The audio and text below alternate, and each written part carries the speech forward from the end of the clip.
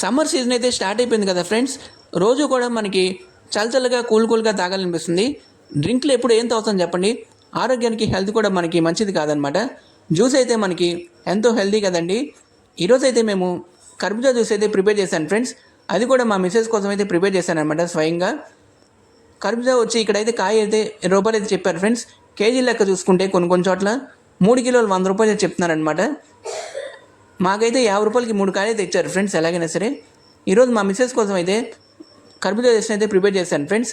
మహారాజా జ్యూసర్లు అయితే రీసెంట్గా తీసుకున్నాం మేము. ఒక్క కాయ జ్యూస్కి 4 గ్లాసుల జ్యూస్ అయితే వచ్చింది ఫ్రెండ్స్. బయట మనకి అదే చూసుకుంటే 40 రూపాయలు ఛార్జ్ చేస్తారనమాట ఒక జ్యూస్కి. ఇంట్లోనే ఇలా మనం తక్కువ ఖర్చుతో సింపుల్గా ఇలా ప్రిపేర్ చేసుకోవచ్చు కదా ఫ్రెండ్స్. ఇది జ్యూస్ అనేది మనకి చాలా తొందరగా అయిపోతుంది అనమాట.